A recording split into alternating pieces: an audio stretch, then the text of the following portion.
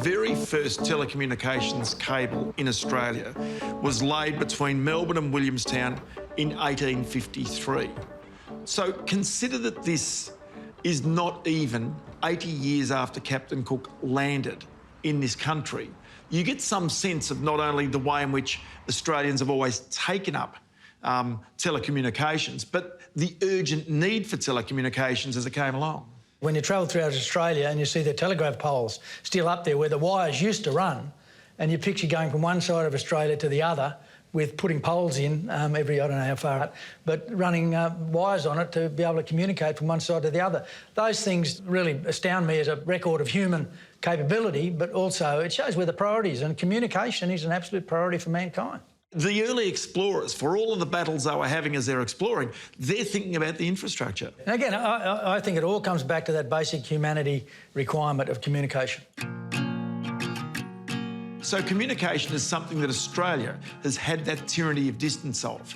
And so this need to communicate on a broad country, but one that was separated from, well, the homeland as England, as it were, it meant that Australia had a need to try and get its information more quickly. Yeah, it did. And it also, I think that's the reason that the federal government and state governments played such an active role in providing some of that infrastructure in the early days, because you didn't have private enterprise competing in those areas.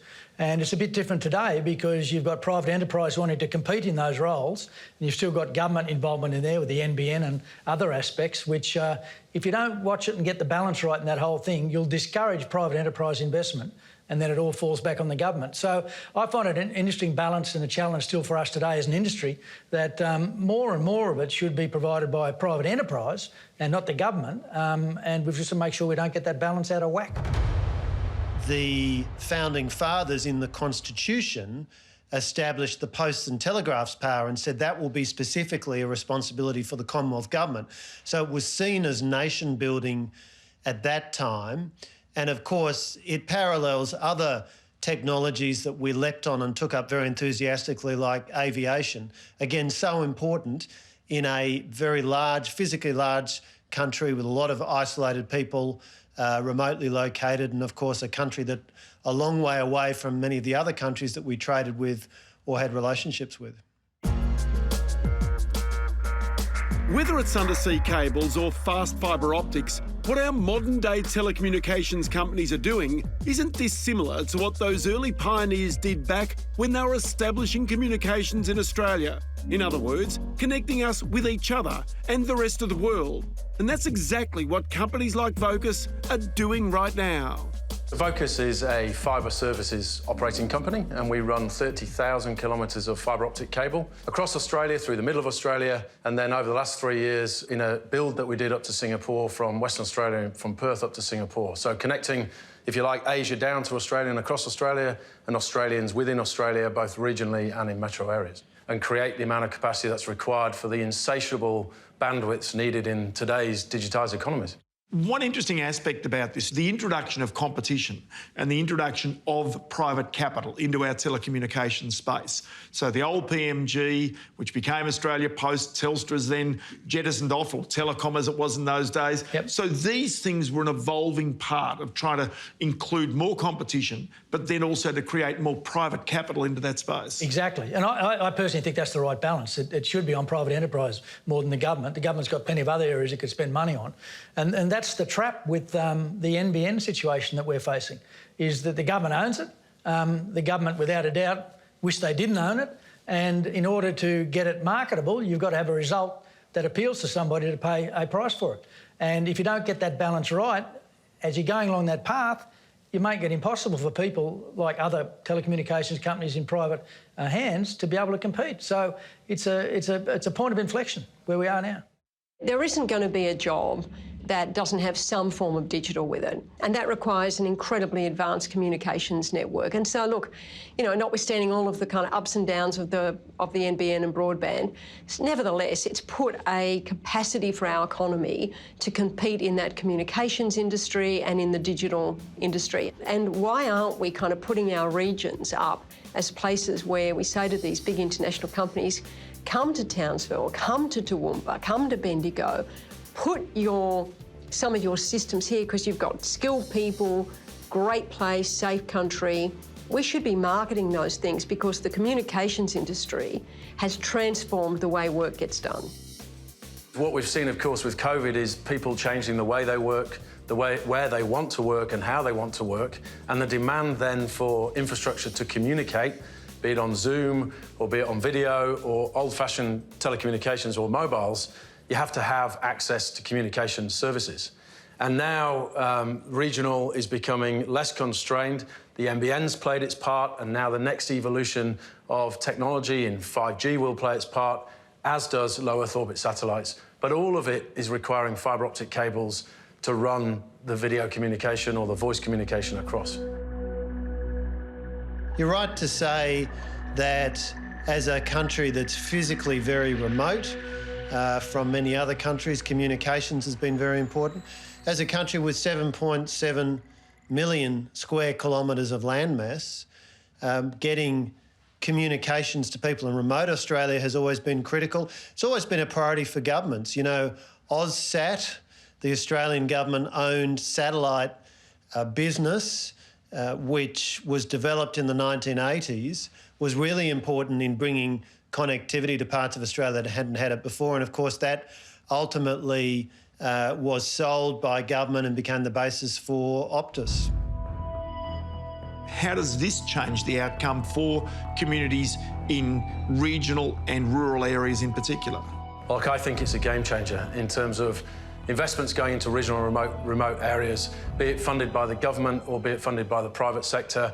The evolution of these new space companies that are going to enable connectivity ubiquitously across the world, because it means now for the first time communities can communicate and not be disadvantaged by being in a remote community 1,000 kilometres inland from Townsville, for example. You know, they're going to have access to communication. That means they can do everything we take for granted, like online banking or trading or education or health services, which, you know, you can now start to do remotely when previously you were reliant on flying people places because you had to consult that way. For business, it's great. Of course, if you're setting up a business and you're an entrepreneur and you're thinking about the old ways of doing it, I need to rent an office in Metro Sydney or Melbourne, it's expensive. Now I can go and start in Dubbo or Orange or even further afield into remote Victoria, remote Queensland.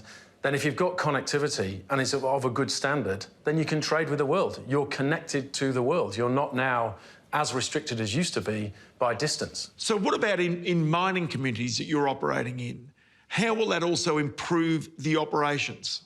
As you start to think about what fibre can do, and you can put data centres and edge data centres close to a mine site, immediate instantaneous decision, drill here, do this, run this vehicle, dig here, ship here. It's amazing. But of course, you still need to invest in fibre. And that's where Vocus, we've just made an announcement that we're going to build a 2,000-kilometre fibre optic cable from Port Hedland to Geraldton. And that will go through Meekatharra, Newman, and open up new possibilities of productivity and resilience for some of the biggest mining companies in the world who are pulling out most of Australia's GDP in iron ore and other minerals. My job here is to get high-speed and effective communications to all of our sites. So we have one operation in Charters Towers in North Queensland, which is about 3 hours inland from Townsville. We have another operation called Golden Dragon, which is about 2 hours east of Geraldton. And we have another operation in Southern Cross, about 20 kilometres south in a town called Marvel Lock. Obviously, given how remote they are and given the areas and the terrain that we're dealing with, getting effective communications out there is always a technical challenge. Typically, the options we deal with: fibre, microwave, satellite, 3G and 4G based communications. For this particular project, we found that most of those technologies were either not cost effective or they didn't provide the bandwidth that we needed. Having this high-speed link, which comes in from Southern Cross through 3 microwave towers, it provides 2 benefits here. So for our business, we can look at automation, fleet monitoring, disaster recovery, video collaboration, and it also gives people the option to work from home. In the town, I've created a wireless meshing network using 50 access points, which goes out through the entire town of Marvel Lock. This allows people, tourists, visitors, businesses, farmers, and other residents in the town to use the Wi-Fi network free of charge whenever they like. I understand the importance of, being connected and staying relevant out there, especially when you're out in a remote area. When you're away from home, it's very important to have that high-speed connectivity there for well-being. When you make advances in communication, everything else can follow suit. It makes a big difference to mental health and well-being of people out at site. Having the solution that Vocus put in here, using these microwave towers, it's highly scalable. So in future, if we have need for that additional capacity, it's always there for us. We can unlock it straight away. So that's the mining part of it. But the same thing could be said for a farmer who's growing canola or wheat or cotton, or as a sheep farmer or a cattle farmer. They too could actually be getting the same productivity improvements through modern telecommunications, being able to look at their crops, look at their fields, look at their herds, and being able to report back that information. Internet of Things, IoT, it needs connectivity, but connecting anything to a device, an application, to be able to get data off it, read it, and make informed decisions around data. Data is the new gold. And ultimately, if you can make decisions off the back of it, informed decisions, then you're going to be more productive, you're going to be more successful economically, but you need to be able to communicate.